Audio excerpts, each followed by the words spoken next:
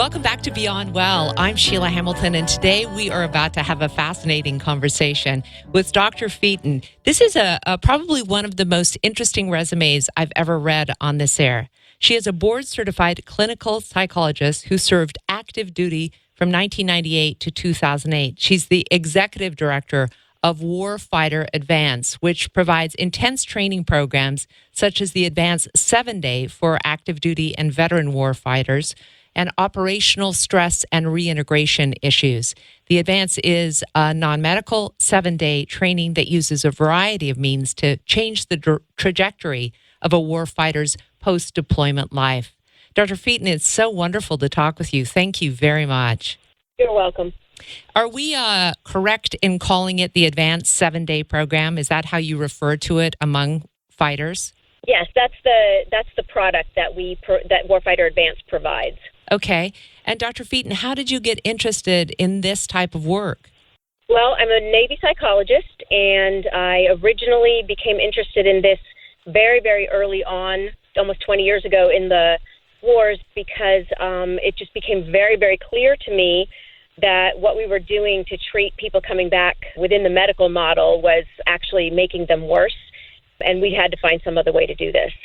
You de-emphasize medicine, diagnoses, and you say you replace it with pride, productivity, some of the values that soldiers are really trained to identify with and feel as if those are the things that they live by. Talk to me about why that's so important. So we don't actually de-emphasize them. We absolutely outright reject them.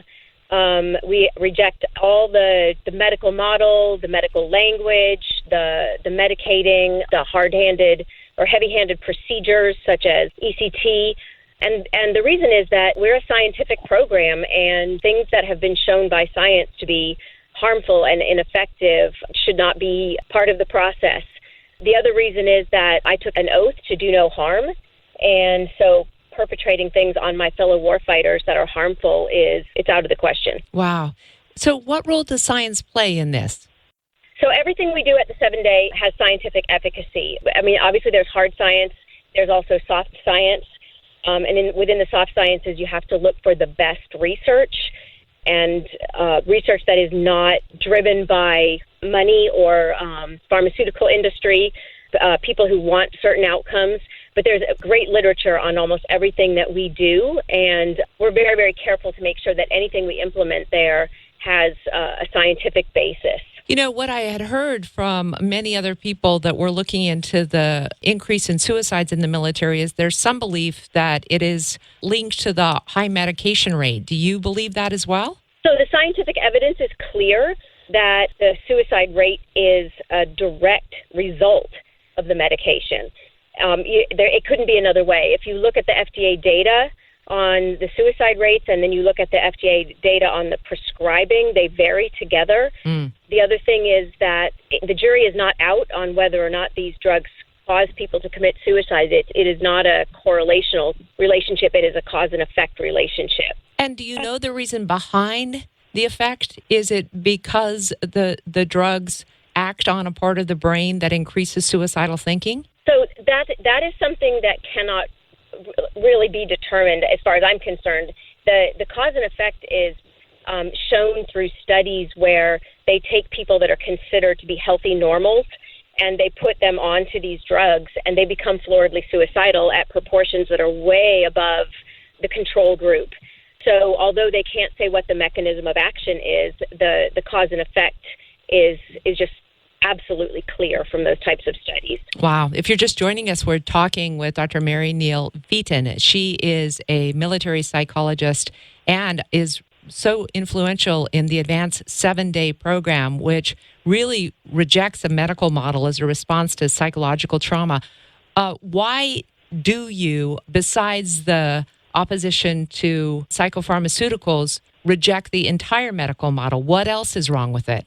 So the main thing is that it's just basically false advertising. The idea that brain and mind are the same thing is actually it's a tool of marketing, and it's not a tool of reality. Your brain is an organ in your body, and the mind is a construct, and it's the sum of its definition. It cannot get ill.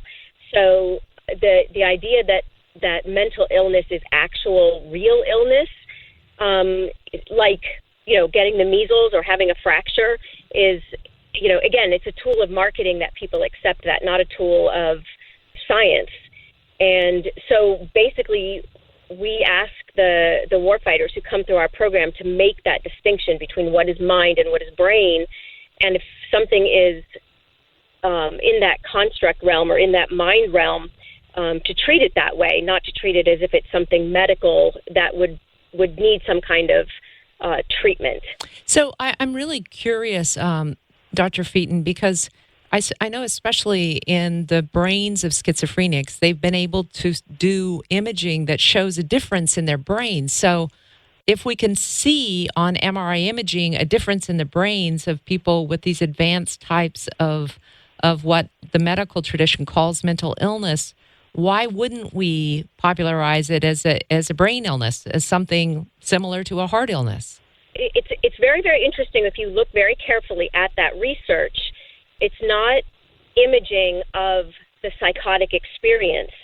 And the psychotic experience is, again, it's something where the person who's experiencing that is telling you something, and the person who is listening to that is listening to that. It's not a determination from a medical procedure. It's a determination that a person is psychotic from an interview. So there's no scientific data in that. An MRI cannot tell you whether a person is psychotic because of what's in the picture, or if what's in the picture is there because they're psychotic. It's a picture of their brain in time. It's not diagnostic, is what I'm trying to say. Yeah. Okay, I get to that. That's an interesting argument. So the idea that you can see schizophrenia on an MRI is actually, again, it's a marketing ploy. And again, one of the things that is unscientific about the Diagnostic and Statistics Manual is that a concept like schizophrenia is a construct. It's the sum of its definition. And in our culture, it's a bad thing, but you'd only have to walk across the street to find a place where it was a gift. And the person in our culture who's put in the psych ward is the shaman of their community in another culture because they have this amazing gift. It's very interesting that the Diagnostic and Statistics Manual, because it is so unscientific, allows for that. It actually says that if your culture has a paradigm for this, it is no longer psychotic. Wow, incredible. I want to ask you a little bit more about your advanced 7-day plan, because I would think that, is it truly 7 days that warfighters come in and they actually stay in this program for 7 days? Is that how long it takes them to learn these techniques? Yes. They come in Sunday afternoon, and they start the program that evening, and they graduate on Saturday, the following Saturday, and they're out of there by noon, and that's about how long it takes. And you place a ton of emphasis on fully informed consent. Why is that? There's two reasons. One is that sort of the bottom line up front is that I think that most people, the vast majority of people, if they had informed consent for psychiatric drugs and ECT, they would not consent. So that's the sort of the bottom line. But the other reason is that the people who came into our program are very often involved in these very heavy-handed treatments, and they were not informed in any way, shape, or form about what could happen to them. Some of them are in the throes of what could happen to them. They're suffering tremendously because they were not informed. And so we remediate that informed consent literally down to the molecular level so that they understand the diagnostic manual. They understand that everything in that manual is the sum of its definition, a construct and not illness. And they also then understand the medications and their potential for harm and the fact that they're being treated with these harmful chemicals for a construct, again. So we're very clear to lay this all out for them so that they can make their own decision. We don't try to control the decision process. We just try to provide the information. And how do you determine if you have a successful outcome, or what is your measurement? So that's one of the things that we also do not agree with in typical mental health. Mental health has these ideas that the provider or the organization decides what a good outcome is or how people should feel. So you shouldn't have nightmares, you shouldn't have sleepless nights, you shouldn't be anxious, you shouldn't be sad. And instead what we do is we let every warfighter who comes through determine their own outcomes and what their goals are. And most of the time they are not symptom focused. Most of the time they want to just function well enough to go back to school, to re-enter the workforce, to re-engage with their families. We let each and every warfighter determine their own good outcomes, and they tend to be functional outcomes. Wow. That's really interesting because that's just exactly the opposite of what a medical model would do. They would say, what's your symptom reduction? Are you feeling no more anxiety? Are you not having any flashbacks? Blah, blah, blah, right? So life is full of those kinds of bumps, and so we just try to be very realistic with people. You're not going to get rid of those bumps. Yeah. How do people find out about Warfighter Advance, and how do they take part in this program? So the vast majority of the people who go through the program find out about it from people who've been through the programs. We've actually had to stop advertising because when people leave the program, they call everybody they know who's in the same situation and say, hey, you got to go do this. And so our seats are pretty much filled up by word of mouth from our alumni and our graduates. So that's the way that the vast majority of people, but we have a presence on Facebook, and we do go out to all kinds of veterans events, and probably about 10% of our people come from other means besides our graduates. And how do you fund Warfighter Advance? Fundraising. That's awesome. Yeah. I was thinking about the big war movie, 1917 came out, and the number of soldiers that returned from World War I and World War II with PTSD, and the vast majority of those went through those experiences without being treated with psychopharmaceuticals. And it changed around the Vietnam War, of course, when there was so much access to heroin and kind of they self-medicated, right?